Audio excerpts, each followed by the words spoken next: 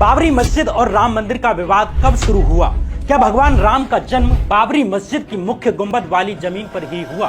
क्या साल 1949 में स्वयं भगवान राम बाबरी मस्जिद के अंदर प्रकट हुए या उनकी मूर्तियों को एक बड़ी साजिश के तहत रखा गया?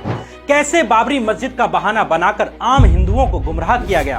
क्या है बाबरी मस्जिद, राम मंदिर, हनुमानगढ़ी और राम चबूतरा की पूरी कहानी जानेंगे आज के इस एपिसोड में। नमस्कार, मैं श्याम मीरा सिंह। 18वीं शताब्दी के दौर में भारत की छोटी बड़ी रियासतों को अंग्रेज जीतते जा रहे थे। इसी तरह अवध राज्य पर कहने को तो नवाब का राज था, लेकिन असल में अवध के शासन प्रशासन पर अंग्रेज अपनी मजबूत पकड़ बना चुके थे। दरअसल साल 1801 की संधि के बाद से ही अंग्रेजों ने अवध की उपजाऊ जमीन के पट्टे हासिल कर लिए थे, जिसकी एवज में अंग्रेज अवध के नवाब को एक स्टाइपेंड दिया करते थे, यानी किराया दिया करते थे। इस बीच लखनऊ, फैजाबाद और गोरखपुर में अंग्रेज अपनी छावनी बनाने में सफल हुए, लेकिन साल 1855 आते आते अयोध्या में सांप्रदायिक तनाव की स्थिति पैदा हो जाती है। एक पूजा स्थल को लेकर हिंदू और मुसलमानों के बीच विवाद होने लगता है। हिंदुओं का कहना था कि इस जगह पर मंदिर था, वहीं मुस्लिम पक्ष का कहना था कि यहाँ कभी मस्जिद हुआ करती थी, जिसे तोड़कर मंदिर बनाया गया। इंटरेस्टिंग बात यह है कि इस जगह को साल 1855 में मंदिर की जगह बताया जा रहा था। वो जगह बाबरी मस्जिद वाली जगह नहीं थी, जैसा कि आज दावा किया जाता है।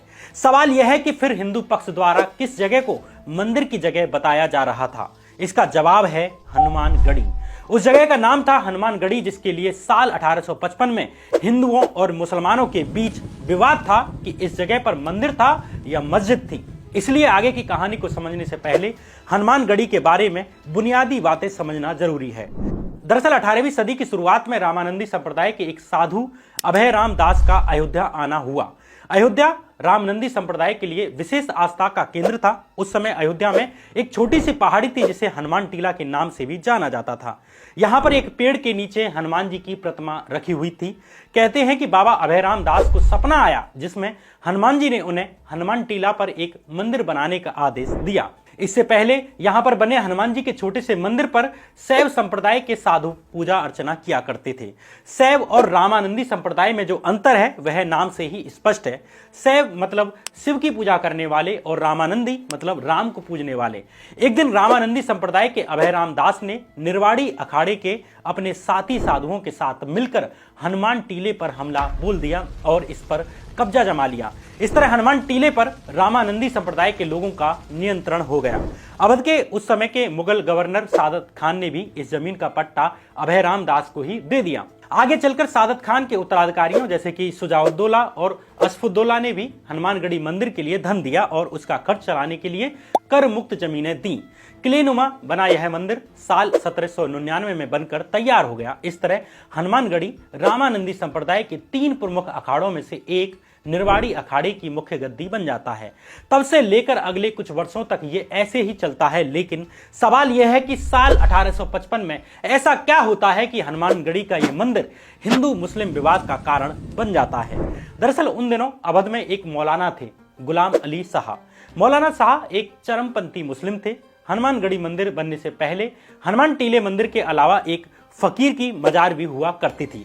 अब मौलाना शाह ने प्रचार करना शुरू कर दिया कि जिस पहाड़ी पर हनुमानगढ़ी मंदिर बना हुआ है वहां किसी दौर में एक मस्जिद हुआ करती थी। मौलाना शाह ने अपने अनुयायियों से मस्जिद से बैरागियों का कब्जा छुड़वाने का आह्वान कर दिया। तारीख तय हुई 28 जुलाई 1855।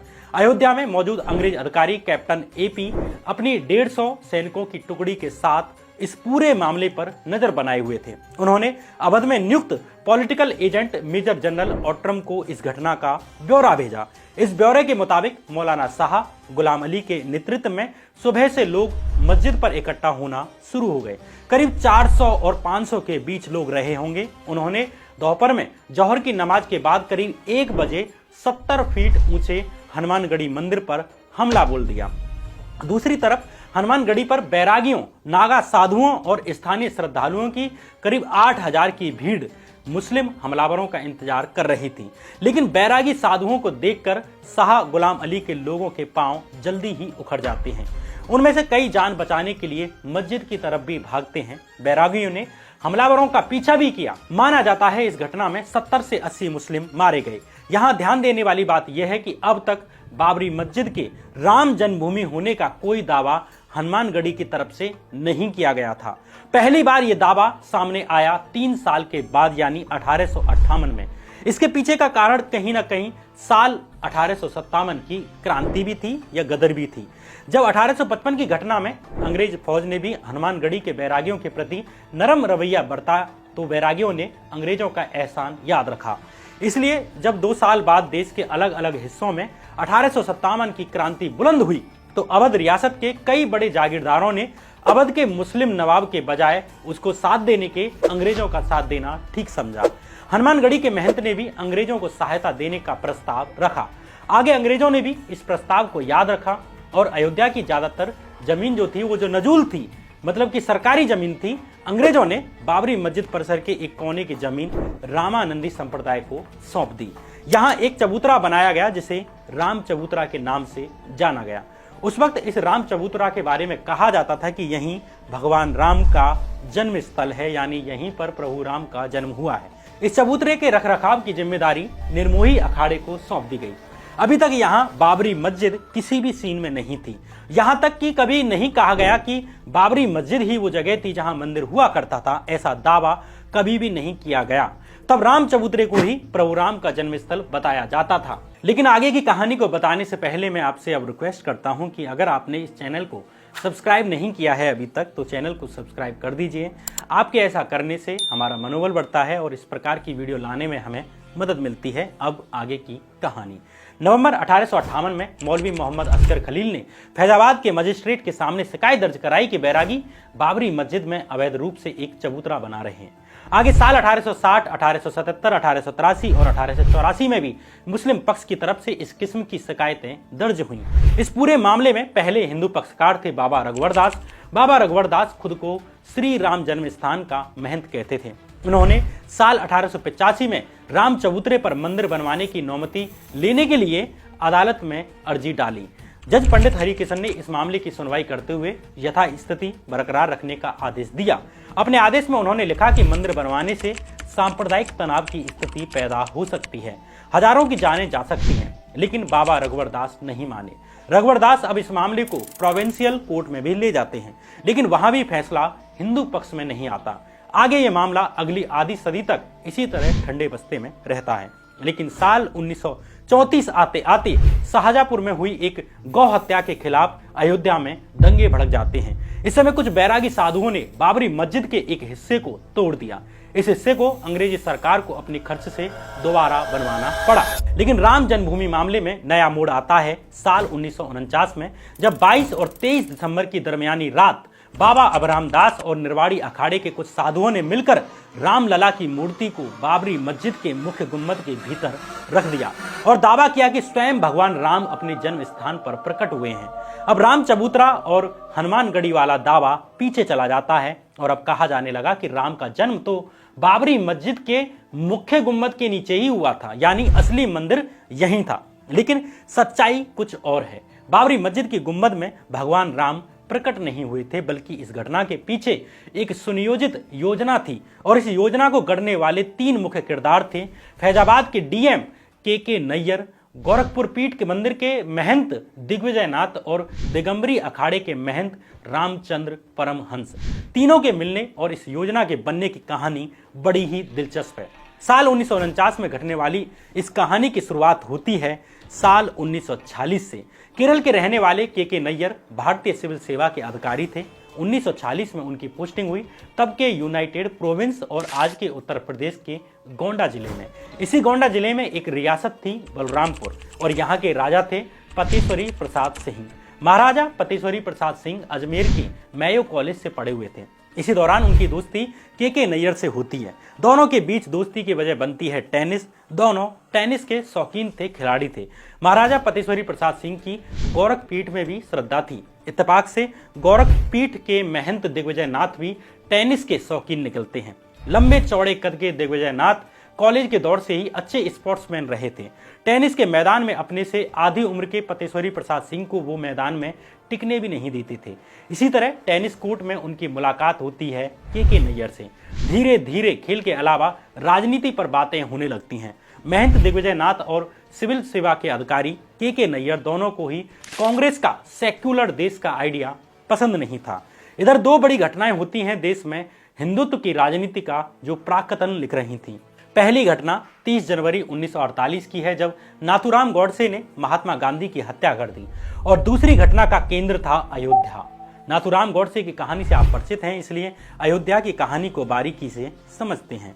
साल 1946 के प्रोविंशियल चुनावों में कांग्रेस सोशलिस्ट पार्टी के 13 नुमाइंदे प्रोविंशियल असेंबली में पहुंचते हैं। तब कांग्रेस सोशलिस्ट पार्टी के नेता कांग्रेस के साथ ही काम किया करते थे, लेकिन राजनीतिक मतभेद बढ़ जाने के कारण 14 साल तक कांग्रेस के भीतर रहकर काम करने वाली कांग्रेस सोशलिस्ट पार्टी ने मार्च 1948 में कांग्रेस से अलग होने का फैसला किया। नई पार्टी बनाई गई जिसका नाम रखा गया सोशलिस्ट पार्टी। कांग्रेस से अलग होने के बाद इन नेताओं ने प्रोविंशियल असेंबली की सदस्यता से इस्तीफा दे दिया। इन नेताओं में आचार्य नरेंद्र देव भी शामिल थे। इन 13 सीटों पर जून 1948 में नए सिरे से चुनाव होने थे। आचार्य नरेंद्र देव सोशलिस्ट पार्टी की टिकट पर फैजाबाद की सीट से मैदान में उतरते हैं। फैजाबाद यानी अयोध्या वाला क्षेत्र। इधर साल 1946 के यूनाइटेड प्रोविंस यानी तत्कालीन संयुक्त प्रांत और आज के उत्तर प्रदेश के विधानसभा चुनावों में कांग्रेस जीत चुकी थी और कांग्रेसी नेता गोविंद वल्लभ पंत दूसरी मर्तबा यूनाइटेड प्रोविंस के प्रीमियर चुने गए थे, यानी एक तरह से मुख्यमंत्री चुने गए थे। अब गोविंद वल्लभ पंत ने अपनी कुर्सी के पायों को तेजी से मजबूत करना शुरू कर दिया। इसलिए साल 1948 का फैजाबाद उपचुनाव गोविंद वल्लभ पंत के लिए एक सुनहरा मौका था। पंत ने कांग्रेस के बागी आचार्य नरेंद्र देव के खिलाफ बिसात बिछानी शुरू कर दी। उनकी इस योजना में उन्हें सूबे के लेजिस्लेटिव असेंबली के अध्यक्ष पुरुषोत्तम दास टंडन का पूरा सहयोग मिला और टंडन की छवि एक हिंदुत्ववादी नेता की थी। वो कांग्रेस के भीतर मजबूत हो रहे दक्षिणपंथी धड़े यानी कि आज के आरएसएस, बीजेपी या जैसे कहें कि राइट विंग के उभरते हुए सितारे थे। अब दोनों ने योजना बनाई कि फैजाबाद उपचुनाव में नास्तिक समाजवादी आचार्य नरेंद्र देव के खिलाफ एक हिंदू सन्यासी को कांग्रेस की टिकट दिलाई जाए। लेकिन कांग्रेस आलाकमान पहले से ही फैजाबाद उपचुनाव के लिए सिद्धेश्वरी प्रसाद की टिकट पर मोहर लगा चुकी थी। इसलिए गोविंद वल्लभ पंत और पुरुषोत्तम दास टंडन के लिए जरूरी था कि सिद्धेश्वरी प्रसाद का टिकट कटवाया जाए और अंततः गोविंद वल्लभ पंत कांग्रेस की लीडरशिप को नरेंद्र देव के खिलाफ हिंदू छवि वाले बाबा राघव दास को उतारने के लिए मनाने में कामयाब हो जाते हैं। बाबा राघव दास अयोध्या के पास के ही जिले देवरिया के रहने वाले थे और साल 1921 में महात्मा गांधी से मिलने के बाद गांधीवादी हो गए थे। चरखा चलाते थे, कई दफा जेल भी गए। उनके नाम पर आला कमान को मनाना बहुत मुश्किल काम नहीं था। धीरेन्द्र के झा और कृष्णा झा अपनी किताब अयोध्या द डार्क नाइट में लिखते हैं कि बाबा राघव दास को टिकट दिया जाना एक चालाकी भरा पैतरा था। इसके जरिए आने वाले चुनाव में हिंदुओं की धार्मिक भावनाओं का राजनीतिक फायदा उठाने की कोशिश की जा रही थी। यह निर्णय कांग्रेस की राजनीति का टर्निंग पॉइंट था। चुनाव प्रचार शुरू हुआ। कांग्रेसी सीएम गोविंद वल्लभ पंत ने सबसे पहले मंदिरों के महंतों और बैरागियों से मुलाकातें की ताकि राघव दास के समर्थन में माहौल बनाया जा सके। और देखते ही देखते पंत ने फैजाबाद उपचुनाव को एक सन्यासी बनाम एक नास्तिक की लड़ाई में तब्दील कर दिया। नेशनल हेराल्ड अखबार में इस चुनाव की कवरेज कुछ इस तरह से हुई। प्रीमियर पंत ने कहा कि मुस्लिम जमींदार और दूसरे निहित स्वार्थ वाले लोग कांग्रेस को कमजोर करने में लगे हुए हैं। उन्होंने कहा कि सोशलिस्ट लोग हिंदुस्तानी जबान को भारत की आधिकारिक भाषा बनाना चाहते हैं, जिसे नागरी और उर्दू दोनों में लिखा जाए, लेकिन कांग्रेस ने पहले से ही अपना समर्थन हिंदी को दिया हुआ है। हमने राजकाज में पहले से ही हिंदी का उपयोग शुरू कर दिया है। अब लोगों को तय करना है कि वे किस तरफ खड़े हैं। उस वक्त के सबसे बड़े सूबे के सबसे बड़े नेता यानी संयुक्त प्रांत के प्रीमियर गोविंद वल्लभ पंत का यह बयान अपने आप में साक्ष्य है कि कांग्रेसी नेता ने फैजाबाद उपचुनाव को हिंदू मुस्लिम का मुद्दा बना दिया ताकि अपने ही बागी आचार्य नरेंद्र देव को हराया जा सके। फैजाबाद उपचुनाव में हिंदुओं को लामबंद करने का कोई मौका नहीं छोड़ा गया। बाबा राघव दास अपने चुनाव प्रचार की सभा में तुलसी की पत्तियां बंटवाते और अपने भाषणों में वो ये बताना नहीं भूलते कि वो और प्रीमियर गोविंद वल्लभ पंत यानी कांग्रेसी नेता समर्पित हिंदू ब्राह्मण हैं। 28 जून 1948 के दिन उपचुनाव के लिए वोट डाले जाते हैं और अगले दिन नतीजे भी आ जाते हैं। सोशलिस्ट नेता और कांग्रेस के बागी आचार्य नरेंद्र देव 4080 वोट ही हासिल कर पाए, जबकि उनके विरोधी और कांग्रेसी उम्मीदवार बाबा राघव दास को 5392 वोट हासिल होते हैं। पंत की बिछाई बिसात पर आचार्य नरेंद्र देव हार जाते हैं, लेकिन इस चुनाव ने कांग्रेस की दिशा बदल दी। यह पहली बार था जब स्वतंत्रता संग्राम से निकली कांग्रेस पार्टी ने चुनाव जीतने के लिए धर्म का इस्तेमाल किया था। यह संविधान सभा में की गई नेहरू की उस मशहूर तकरीर के 3 महीने के भीतर ही हो रहा था, जिसमें उन्होंने कहा था कि सांप्रदायिकता के तौर पर मजहब और सियासत का गठजोड़ सबसे खतरनाक चीज है। यह सबसे असामान्य और अवैध किस्म की नस्ल पैदा करेगा। और सबसे बड़ी बात यह कि यह गांधी की हत्या के कुछ महीने के भीतर ही हो रहा था। आगे 22 और 23 दिसंबर 1949 की रात बाबरी मस्जिद के गुंबद में घुसकर राम मूर्तियां रखने की जो घटना होने जा रही थी, वो फैजाबाद उपचुनाव ने उसकी जमीन तैयार कर दी थी। इसे थोड़ा और समझते हैं। महात्मा गांधी की हत्या के बाद सावरकर और गॉडसे वाली हिंदू महासभा की गतिविधियों पर रोक लगा दी गई थी।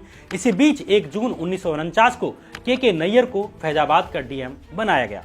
जुलाई 1949 में हिंदू महासभा से बैन हटा लिया जाता है, जिससे हिंदू महासभा फिर से अपनी राजनीतिक गतिविधि में लग जाती है।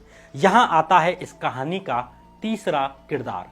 दिगंबरी अखाड़े के महंत रामचंद्र दास हिंदू महासभा के सक्रिय सदस्य थे और अयोध्या इकाई के अध्यक्ष थे। 1951 में देश के पहले आम चुनाव होने थे। हिंदू महासभा मंदिर आंदोलन के राजनीतिक महत्व को जानती थी और योजना बनी कि काशी, मथुरा और अयोध्या में मंदिर आंदोलन शुरू किया जाएगा। इसके तहत अयोध्या में अखिल भारतीय रामायण सभा का गठन किया जाएगा। इस सभा का मुख्य काम जगह जगह जाकर रामचरितमानस का पाठ करना था। महंत रामचंद्र दास ने अपने एक पुराने साथी बैरागी अभिराम दास को इस संगठन का संगठन सचिव बनाया।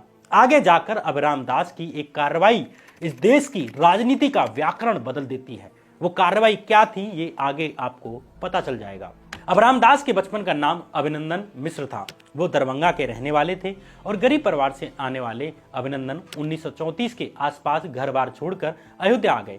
यहाँ पर उनकी मुलाकात हनुमानगढ़ी के एक बैरागी सरयू दास से होती है। अभिनंदन ने सरयू दास को अपना गुरु मान लिया और हनुमानगढ़ी के बैरागी हो जाते हैं और नाम पड़ा अभिराम दास। अभिराम दास की आध्यात्मिक दुनिया में बहुत गहरी रुचि नहीं थी। हनुमानगढ़ी का अखाड़ा वो जगह थी जहां अभिराम दास का मन रमता था। लंबी चौड़ी काया के धनी अभिराम दास अखाड़े के उम्दा पहलवानों में से एक थे। संन्यास लेने के बाद करीब 1 दशक तक वो अपने परिवार से पूरी तरह कटे रहे, लेकिन 1944 में उनके छोटे भाई श्री कृष्ण मिश्र ने उनको खोज निकाला। संन्यास के 12 साल पूरे होने के बाद हर सन्यासी को एक बार अपने घर भिक्षा लेने के लिए लौटना पड़ता है। अभिराम दास जब दरभंगा जिले में अपने गांव पहुंचे तो वो सन्यास के कठोर नियमों का पालन नहीं कर सके और उनका अपने परिवार से राब्ता फिर से जुड़ जाता है। उनके कहने पर 3 भाई और 4 ममेरे भाई अयोध्या पढ़ने के लिए आ जाते हैं। अयोध्या के उत्तरी किनारे पर बने रामघाट मंदिर के बंदोबस्त की जिम्मेदारी अभिराम दास के पास ही थी। उन्होंने अपने भाइयों के रहने का प्रबंध इस अधूरे बने मंदिर के एक कमरे में कर दिया। उनके भाई हनुमानगढ़ी के संस्कृत विद्यालय से शिक्षा ले रहे थे। अब उस घड़ी का वक्त आ जाता है जिसने इस देश की पूरी राजनीति बदल दी, जिसकी नींव पर आगे चलकर पूरा राम मंदिर आंदोलन खड़ा होता है। 22 दिसंबर 1949 रात के 10 बज रहे थे। अभिराम दास रामघाट स्थित मंदिर पहुंचे। योजना के मुताबिक उन्हें अभी यहां नहीं होना था, लेकिन कुछ भी योजना के अनुसार नहीं जा रहा था। योजना के मुताबिक अभिराम दास और दिगंबरी अखाड़े के महंत रामचंद्र परमहंस को 16वीं शताब्दी में बनी बाबरी मस्जिद में एक साथ घुसना था, लेकिन ऐन मौके पर महंत रामचंद्र दास गायब हो जाते हैं। इसकी एक व्याख्या यह भी हो सकती है कि वो अभिराम दास को बताए बिना ही कलकत्ता में होने जा रहे हिंदू महासभा के अधिवेशन में भाग लेने के लिए चले गए हों। जो भी हो, रामचंद्र दास मौके पर नहीं थे और अभिराम दास को ये बात परेशान कर रही थी। अभिराम दास ने रात 11 बजे अपने भाइयों को खड़ा होने के लिए कहा। इसके बाद अभिराम दास ने अपने छोटे भाई उपेंद्र मिश्रा को अपने ममेरे भाई युगल किशोर झा का हाथ थामने के लिए कहा। युगल किशोर उनके भाइयों में सबसे बड़े थे। अभिराम ने सबके सामने कहा कि अगर मैं कल सुबह तक वापस नहीं लौटता हूं तो मेरे बाद मंदिर और तुम लोगों की देखभाल करने की जिम्मेदारी युगल किशोर की होगी। इसके बाद वो कमरे से तेजी से बाहर निकल जाते हैं। उनके 2 भाई युगल किशोर और इंदु शेखर झा उनके पीछे पीछे चलने लगते हैं। दोनों को अंदाजा नहीं था कि आगे क्या होने जा रहा है। अभिराम दास 10 मिनट में पैदल चलते हुए राम चबूतरे तक पहुंच जाते हैं। कुछ ही देर में वहां हनुमानगढ़ी के एक और बैरागी वृंदावन दास पहुंचते हैं। इनके हाथ में रामलला की छोटी सी मूर्ति थी। निर्मोही अखाड़े के अबराम दास ने इस मूर्ति को अपने हाथों में पकड़ लिया और आगे बढ़ जाते हैं। अब उनके सामने भीतरी पर्दे की एक दीवार बची थी। सारी उम्र अखाड़े में देह को मांझने वाले अबराम दास के लिए ये कोई मुश्किल भरा काम नहीं था। अबराम दास दीवार फांदकर मस्जिद के भीतर पहुंच जाते हैं और उन्होंने वहां पर रामलला की मूर्तियां रख दी। अगले दिन इस घटना ने भारत की राजनीति में भूचाल ला दिया। इस घटना के बारे में कहा जाने लगा कि स्वयं भगवान श्री रामलला का प्रकटोत्सव हुआ है।